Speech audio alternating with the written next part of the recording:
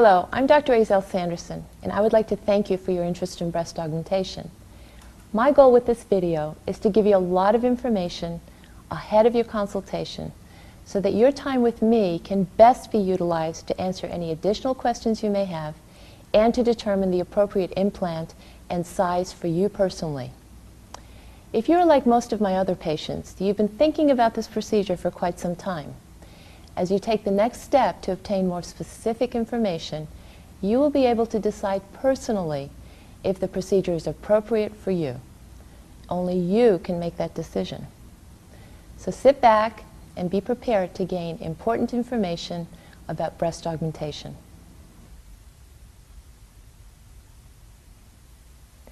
Because this is a purely elective procedure, I must first tell you about alternatives that you may have heard about. You've probably seen advertisements about breast enlargement pills. I mention these only to discourage you from using them. If these pills work, they do so by increasing hormone production in your body. These hormones are not specific to your breast tissue and can have an impact on the rest of you as well. And for completeness' sake, I must also mention the Brava pump. This is a pump that was FDA approved some years ago. There is apparently some clinical data that may indicate that the use of this pump could increase breast size by up to a cup.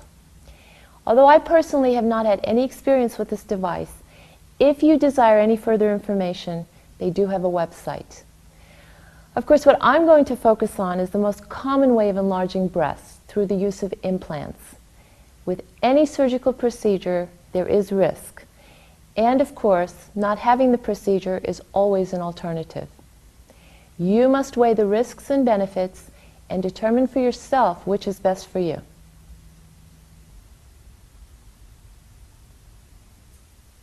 There are different types of implants: saline versus silicone, smooth versus textured, and round versus shaped.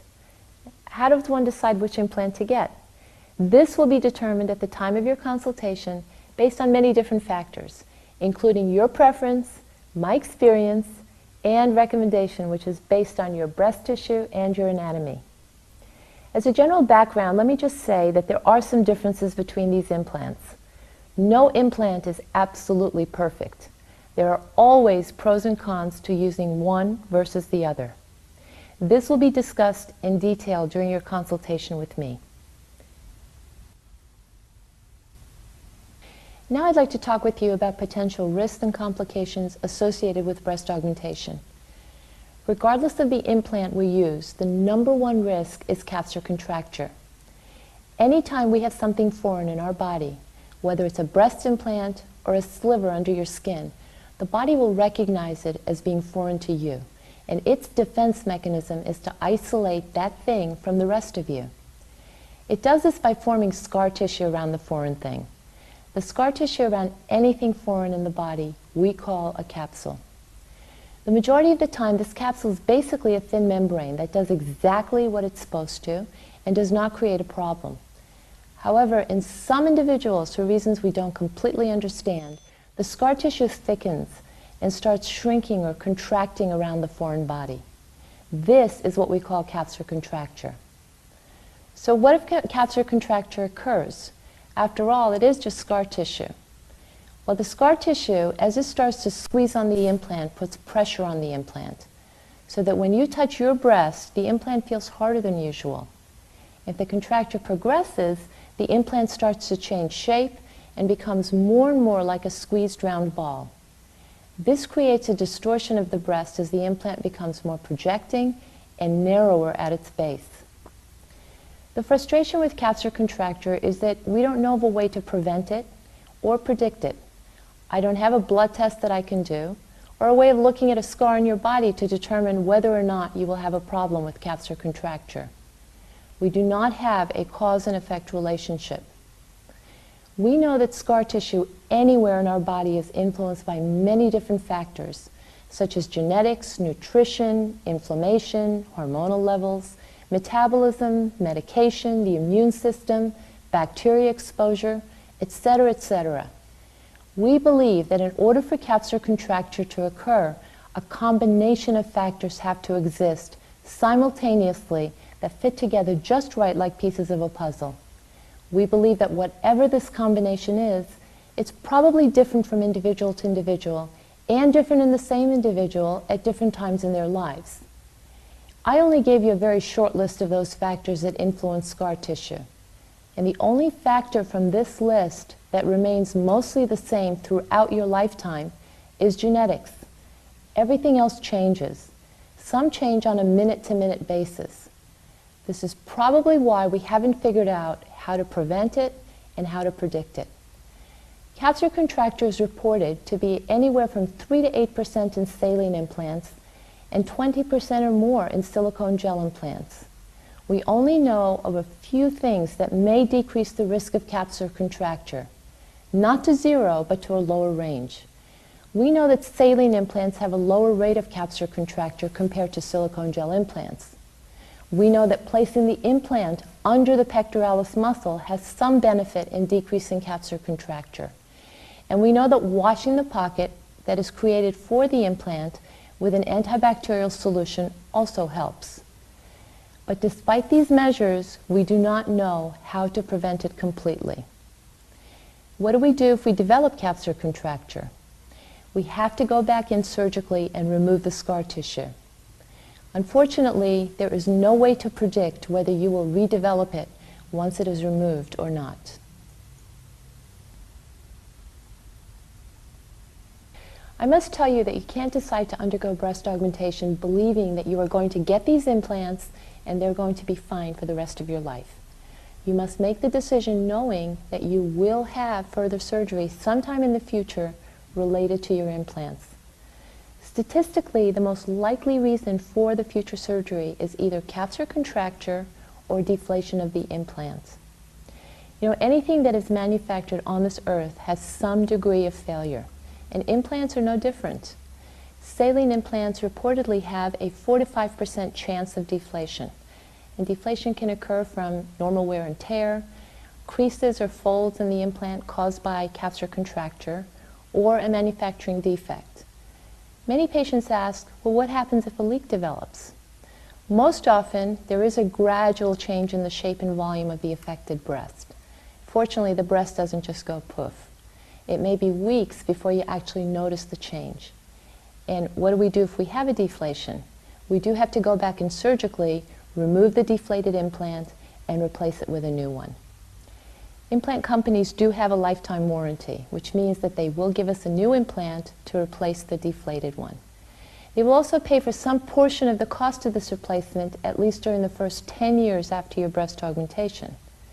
And the procedure for the exchange of the implants is truly relatively minor. Your recovery is also much easier compared to the initial augmentation surgery.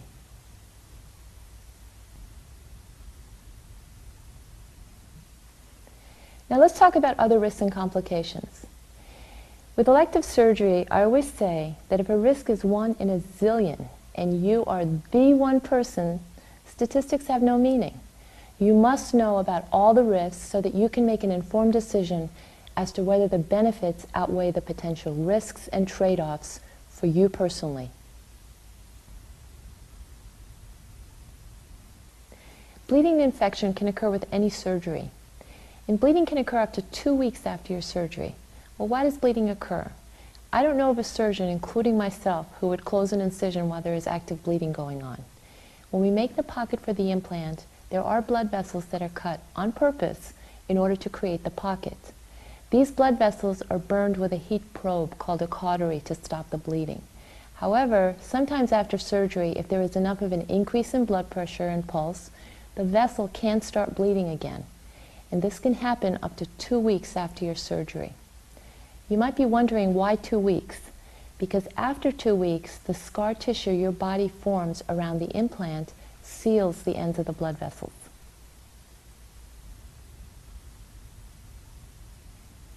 Infection is another potential risk with any surgery. We take many precautions to prevent infection, but despite these precautions, infection can still occur. So what precautions do we take? You will start antibiotics the night before your surgery and continue for an entire week afterwards. You will be given an iodine-based soap to wash with the night before your surgery and the morning of your surgery, and this will minimize the bacteria on your skin. The pocket for the implant is washed with an antibacterial solution during the surgery itself. Now, all saline implants have to be filled intraoperatively, and these are filled directly from an intravenous bottle of saline solution through a sterile closed system. This is a newer technique of filling saline implants, and it completely eliminates the possibility of infection inside the implant itself. With breast augmentation, there are two types of possible infections. The first is a wound infection, and this usually is evident within the first 2 weeks after surgery. It's generally caused by bacteria on your own skin. And the other type of infection is around the implant, and this is most likely caused by bacteria that's already present in your own breast tissue. Now, bacteria are present in our breast tissue even though we don't have an infection. And this is because our breast tissue communicates with the outside world through ducts and through the nipple. Now, although these bacteria do not normally cause an infection, with the presence of an implant and the stress to the body from surgery itself, they can produce a low-grade infection at a time of opportunity. This infection is usually not evident for a month or more after the surgery. With either type of infection, our treatment is to remove the implant, treat the infection, wait a minimum of 3 months before we place a new implant. Another true risk is the potential loss of feeling of your nipple and areola or to a portion of the skin on the breast. There is no way to predict or prevent this. So you need to be prepared to lose sensation even though it really is a very small risk. If nipple sensation is very important to you personally, you must consider this potential trade-off even more seriously. There are 2 nerves that go up to each nipple and give it sensation. These nerves travel with the ribs on the side of your chest wall. They branch and enter the breast tissue and then travel to the nipple itself. Unfortunately, there isn't a way for me to identify these nerves and avoid them. As I make the pocket for the implant, if the nerves are in the vicinity, they truly can be cut or bruised. Both nerves would have to be cut in order for you to have complete loss of sensation. And this is very unlikely, but certainly not impossible. And if nothing else, these nerves are going to get stretched because of the implant itself. And so you should expect at least a temporary change in your nipple sensation. This can be an increase or a decrease. The sensation typically returns to normal, but this takes some time, anywhere from days to months.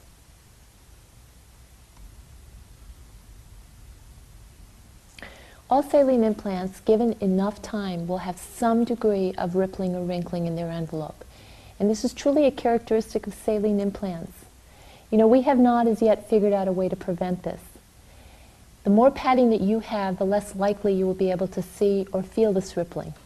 The less padding you have, the more likely it is that the rippling will at least be felt, if not seen. This is the major reason why I place saline implants under the pectoralis muscle, because the muscle adds coverage to the upper inside portion of the implant. And this is the part of the breast that is not normally covered with clothing, so we don't want to see any rippling. I'm often asked if there are any limitations after breast augmentation. And there is one long-term limitation. You must not build up your pectoralis muscles. Now, if you do, as the pec muscles get stronger, they will flatten the pocket on the inside of your breast and push the implants under your arm. Now, this does not mean that you can't use your pec muscles at all. But if you are involved in an activity and you feel the implant being pushed, you really must limit this particular activity. I'm a believer in preventing a potential negative outcome, if at all possible.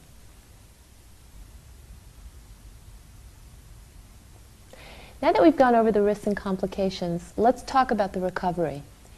Our bodies do most of their healing in the first 4 to 6 weeks after surgery. And this is the same whether you break a bone or have a breast augmentation. I ask my patients to avoid anything that is going to increase their blood pressure and pulse for the first 4 weeks.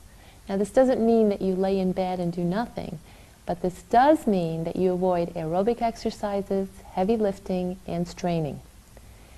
In the period of healing, our bodies normally send a lot more blood supply to the part of the body that is trying to do the healing. And if you raise your blood pressure and pulse, you will get more swelling, and also increase your risk for bleeding, inhibiting the healing process.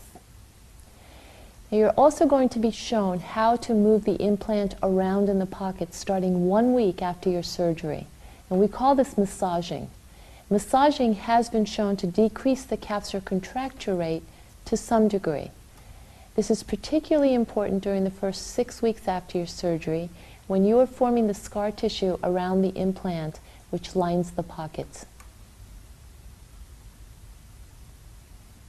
So how much discomfort will you have? Most of the pain that you feel is related to your pectoralis muscles. Every muscle in our body has a resting length that it's used to.